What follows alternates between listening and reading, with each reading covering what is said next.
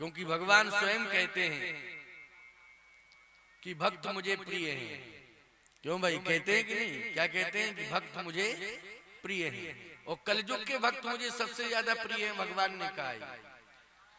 कहे सतयुग के भक्त, त्रेता के भक्त, द्वापर के भक्त इतने प्रिय नहीं, कलयुग के भक्त क्यों प्रिय हैं आपको? एक बड़ी अच्छी कथा याद आ गई, उसको सुन लो, इसके बाद प्रसंग सुनाऊंगा। ब्रज के लोगों ने मां यशोदा के पास जाकर कन्हैया की शिकायत की और इस बात को ब्रज के लोग बार बार कह रहे हैं और विवश कर रहे हैं कि आप कन्हैया को पकड़ के दंडित करो। वो बड़ा नटखटी है, परेशान कर रहा है ब्रज के लोगों को। यशोदा जी ने कहा कि कन्हैया नटखटी तो है, लेकिन ऐसा नहीं है कि वो ज्यादा परेशान करता होगा, बच्चा है, बालक है, थोड़ा बहुत परेशान कर। कहे नहीं नहीं, किसी की मटकी फोड़ डाली, किसी का दही, किसी का वो दूध, किसी का दही, मक्खन। अरे मक्खन खावे, दूध दही खावे, ठीक है, लेकिन मटकी फोड़ देता है, मटकी फोड़ देता है। अच्छा एक बात बताओ, वो तो वो कन्हैया है, ईश्वर है, कि ये तो मटकी की बात है, मटकी फोड़ने वाली बात है। अरे वो तो पूरे ब्रह्मांड की रचना कर सकता है, तो मटकी वटकी लगती कहाँ है? क्यों भाई, ब्रह्मांड की रचना वो करने वाला है, लेकिन ब्रज के लोग नहीं समझ पा रहे हैं। वो तो सामान्य बालक के रूप में कन्हैया को देख रहे हैं। मैया यशोदा ने कहा कि कन्हैया को मैं दंडित करूंगी। और जैसे कन्हैया दिखाई दिया तो मैया रस्सी लेकर के एक हाथ में लाठी लिए है और एक हाथ में रस्सी लिए। कहा इस रस्सी से बांधूंगी और लाठी से पीटूंगी। अब माँ है, माँ भय दिखाती है, पीटती कहाँ है? बेटे को छड़ी से भय दिखाती है, लेकिन माँ की ममता है, कहीं लाठी नहीं चलाती बच्चे के ऊपर, लेकिन छड़ी से भय दिखाना चाहती है। तो कन्हैया भागा, मैया यशोदा भी पीछे पीछे, कन्हैया आगे, मैया यशोदा पीछे। अब स्थूल शरीर है माता यशोदा का, थक गई, वो थक गई तो बैठ गई। अब कन्हैया आगे। यशोदा जी ने सोचा कि इसको कैसे रोका जाए। आंख बंद हो गई तो ध्यानस्थ अवस्था में देखा कि ये तो भगवान है, और भगवान को रोकने के लिए भक्तों की कसम दिलाई जाए, क्योंकि जितनी महिमा भगवान की दृष्टि में माता पिता की नहीं है, जितनी महिमा भक्तों की है भगवान की दृष्टि में। भगवान की दृष्टि में उतनी महिमा माँ बाप की नहीं है जितनी महिमा भक्तों की।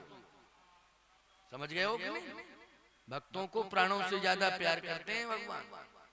लीला करने के लिए उन्होंने माता पिता को स्वीकार किया है। दिखरावा माता है निज अद्भुत रूप, अखंड रोम रोम प्रतिलागे कोट कोट ब्रह्मांड। तो माँ को भी तो दिखा दिया है कि मैं कौन हूं, लेकिन भक्तों से प्रेम करते हैं, भक्तों से प्यार है। यशोदा जी ने सोचा कि ये भगवान है, भक्तों से प्रेम करता है।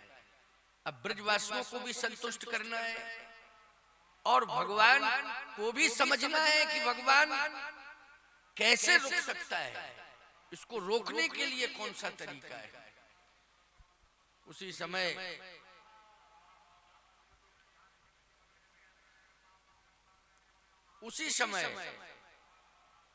यशोदा जी ने कहा कि कन्हैया, मैं तो तुझे बेटा मानती हूं, लेकिन बड़े बड़े संत योगेंद्र मुनेंद्र हंसों के परम हंस ये सब तुझे भगवान मानते हैं। क्या मानते हैं? भगवान मानते हैं। तुझे सच्चिदानंद कहते हैं, सच्चिदानंद रूपाय विश्वोत्पत्त्यादि हेतवे तापत्रय विनाशाय श्री कृष्णाय वयं नुमः। तापत्रय विनाशाय, दैहिक दैविक भौतिक, ये तीन प्रकार के ताप होते हैं। इन तीनों तापों को नष्ट करने की क्षमता तुझ में है। विश्व की उत्पत्ति का हेतु ही तू है। तुझे सतयुग के भक्तों की सौगंध है, तू रुक जा।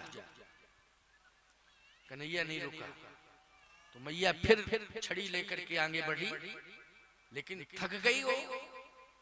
कहा तुझे त्रेता के भक्तों की सौगंध है, तू रुक जा। लेकिन कन्हैया नहीं रुका। अब फिर मैया बढ़ी, फिर थक गई तो फिर बैठ गई। तो कहती है तुझे द्वापर के भक्तों की सौगंध है, लेकिन कन्हैया नहीं रुका। अब यशोदा जी ने सोचा आगे आने वाला एक युग बचा है, आगे आने वाला एक युग बचा है, वो है कलयुग। तो कुछ नहीं सोचा है यशोदा जी ने, सीधा यही सोचा कि अब तो आगे आने वाला कलयुग है, चलिए मैं कलयुग को आधार मानती हूँ। हे कन्हैया, आगे आने वाले कलयुग के भक्तों की सौगंध है। सो कन्हैया रुक गया और रुका ही नहीं, दौड़ करके आया और मैया के चरण पकड़ लिए। कहा मैया तू कलयुग के भक्तों की सौगंध मत रखाया कर। आंखों में आंसू आ गए कन्हैया। यशोदा जी ने कहा कि मैंने सतयुग के भक्तों की सौगंध रखाई, मैंने त्रेता के भक्तों की सौगंध रखाई, द्वापर के भक्तों की सौगंध रखाई, लेकिन तू रुका नहीं। आगे आने वाले कलयुग के भक्तों की सौगंध जैसे ही मैंने रखाई तू रुक गया। तो आगे आने वाले कलयुग में कैसे भक्त होंगे, उनकी विशेषता क्या होगी? जिन भक्तों की चिंता तू कर रहा है और उन भक्तों के सौगंध का शब्द कान में पड़ा तो तू रुका ही नहीं, दौड़ करके आया, मेरे चरण पकड़ लिए और कहा मैया मेरी प्रार्थना है कि तू कलयुग के भक्तों की सौगंध मत रखाया कर, आज के बाद मत रखाना। ऐसी विशेषता क्या है कलयुग के भक्तों की? भगवान कलयुग के भक्तों की महिमा का वर्णन कर रहे हैं।